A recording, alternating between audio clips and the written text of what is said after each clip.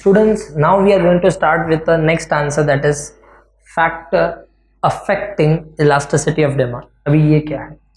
जिस तरह मैंने तुम्हें फैक्टर्स बताए थे जो डिमांड को चेंज करते हैं, मैंने तुम्हें उसके अंदर सिखाया था कि इनकम के कारण डिमांड चेंज होता है, पॉपुलेशन के कारण डिमांड चेंज होता है, टेस्ट के कारण डिमांड चेंज होता है। उसी तरह हम लोग अभी फैक्टर्स पढ़ेंगे जो डिमांड को नहीं, इलास्टिसिटी को चेंज करता है। Hence, we are going to study factor affecting elasticity of demand.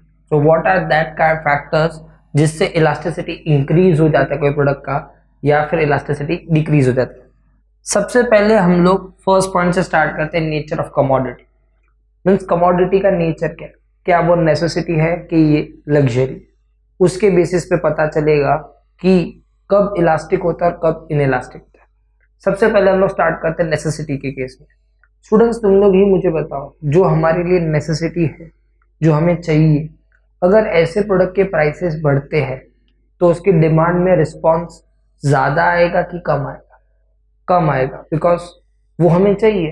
अगर उसका प्राइस बढ़ भी जाएगा तो भी थोड़ा सा ही डिमांड कम होगा, ज़्यादा तो डिमांड कम नहीं होने वाला।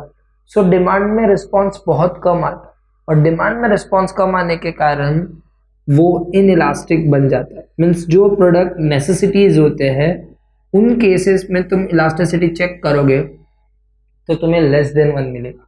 और लेस देन 1 होने का कारण क्यों? क्योंकि रिस्पॉन्स या डिमांड पर असर बहुत कम पड़ रहा है।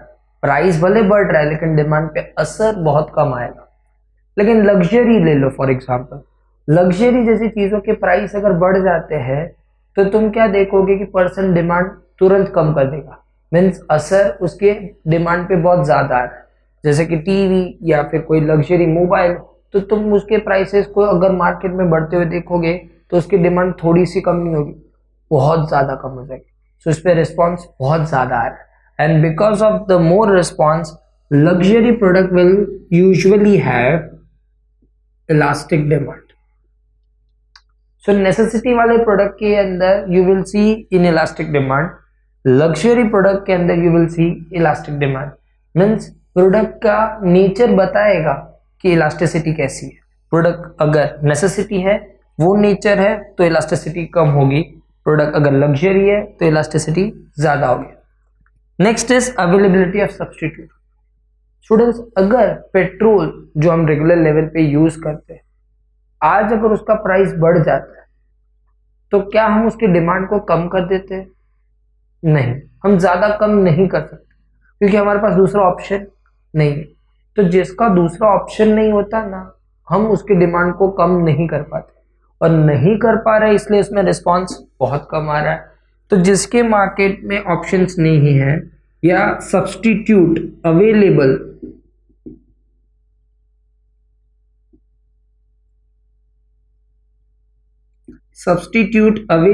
बहुत कम है,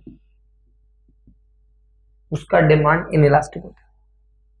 बट जो प्रोडक्ट, जैसे कि तुम फॉर एग्जांपल ले लो पेप्सी, वे पेप्सी जैसा प्रोडक्ट जो 10 रुपए का आता है और उसका सब्स्टिट्यूट है कोक और थम्स अप, अगर पेप्सी का प्राइस 10 रुपए से 30 रुपया हो जाए, तुरंत पीपल कोक और थम्स अप पे जंप करेंगे क्योंकि मार्केट में दूसरे सब्स्टिट्यूट है, और पेप्सी की डिमांड थोड़ी सी कम नहीं होगी, बहुत ज़्यादा कम होगी। और बहुत ज़्यादा कम हो रही है मतलब बहुत ज़्यादा रिस्पॉन्स आ रहा है, और रिस्पॉन्स आ रहा है क्योंकि उसके ऑप्शंस है, सब्स्टिट्यूट अवेलेबल है।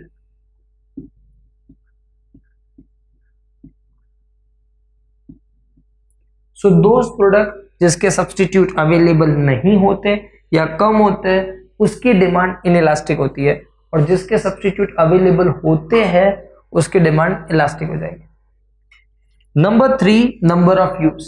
अभी प्रोडक्ट के बहुत सारे अलग अलग यूज हो सकते हैं। कुछ प्रोडक्ट में बहुत ज़्यादा यूज होते हैं, कुछ प्रोडक्ट के अंदर कम यूज होते हैं। मैं तुम्हें इलेक्ट्रिसिटी के थ्रू पहले एक्सप्लेन करता हूँ। इलेक्ट्रिसिटी एक ऐसी कमोडिटी है जो हम अपने घर में शायद से 20-30 जगह पर यूज करते हैं।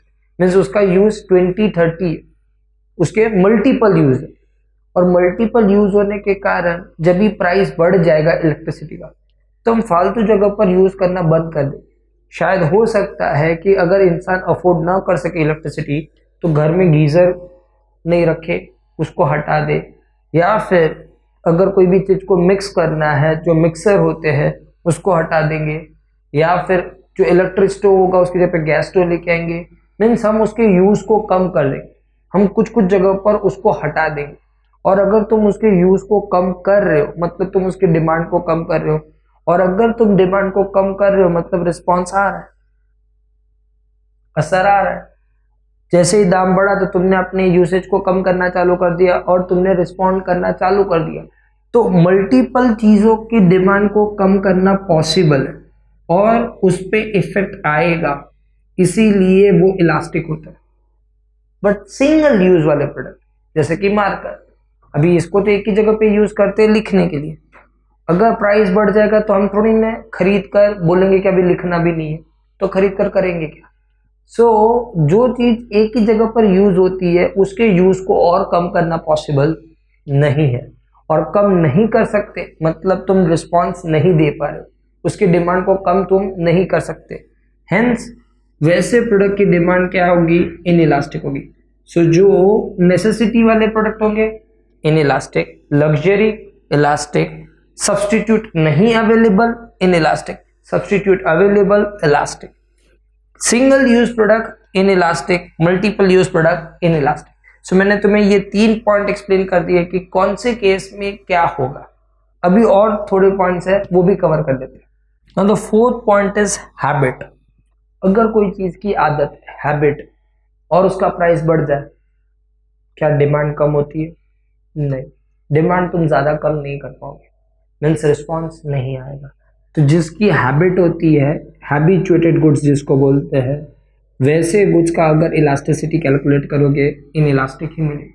अल्कोहल का, सिगरेट का, वो सब ये कैटेगरी में ही तुम्हें मिलेगी। पर जिसका आदत नहीं होता है वो इलास्टिक की कैटेगरी में आता है। लेकिन हम लोग ऐसा नहीं बोल सकते नॉन हैबिचुएटेड, बिकॉज प्रोडक्ट ऐसे होते नहीं है कि जिसकी हैबिट ना हो। प्रोडक्ट ऐसे हो सकते जिसकी आदत होती है, बट नॉन हैबिचुएटेड करके कोई कॉन्सेप्ट नहीं होता। ये हैबिचुएटेड वाला पॉइंट सिर्फ इसमें आएगा, इधर कुछ नहीं आएगा, डैश आएगा। बिकॉज हम ऐसा नहीं बोल सकते कि आज मुझे इसकी आदत नहीं है, ऐसा बोलना लॉजिकली क्या है, बिकॉज यूज तो कर ही रहे ना हम लोग। ड्यूरेबिलिटी, ड्यूरेबिलिटी मीन्स प्रोडक्ट का life.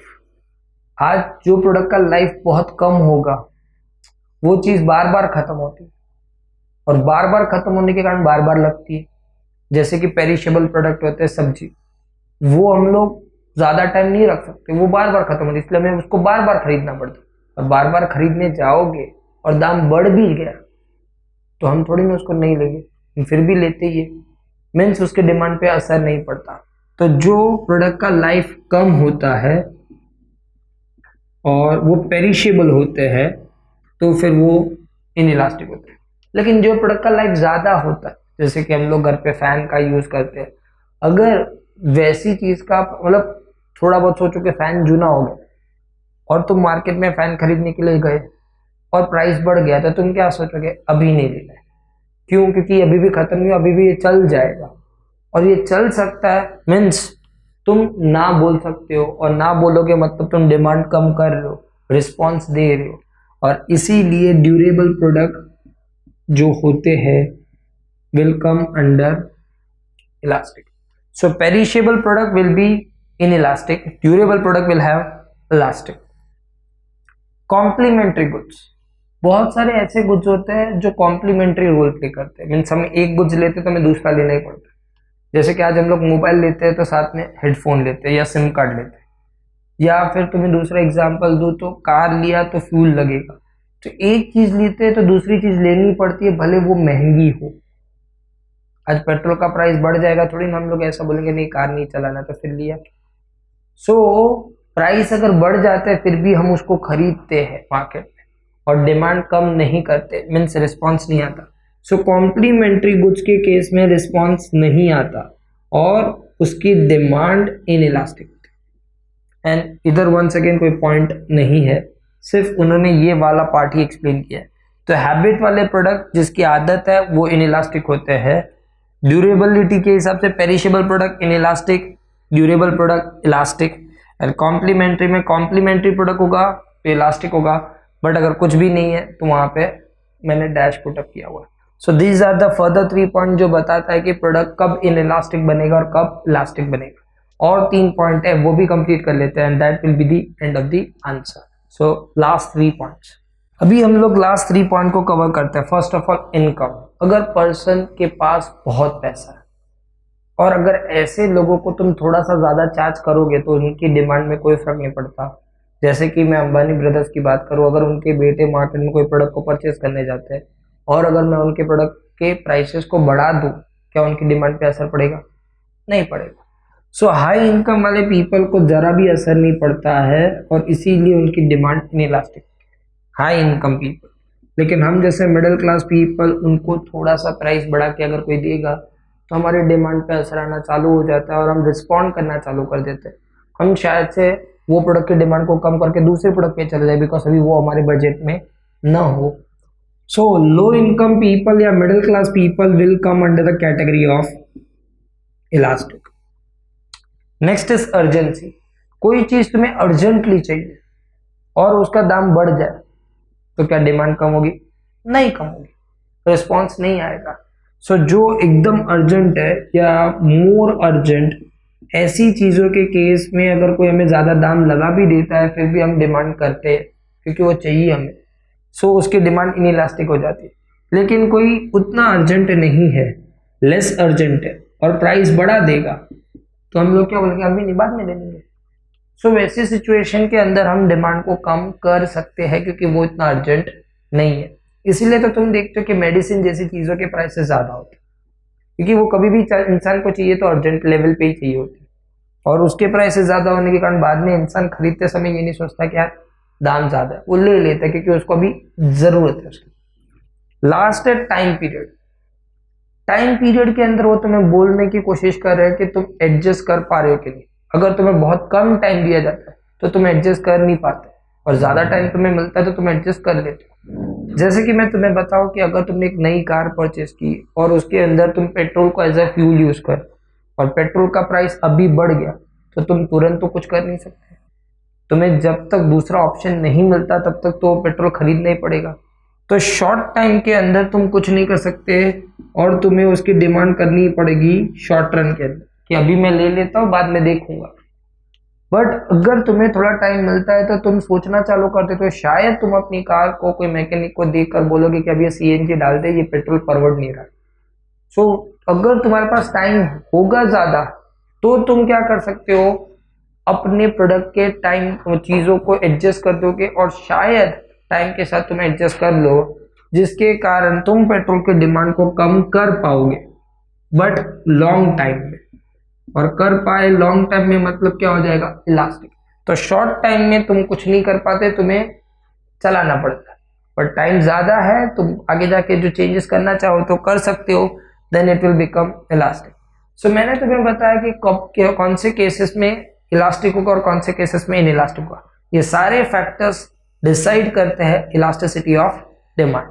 So that is the end of this answer, and now we are going to start with the last answer, importance of elasticity.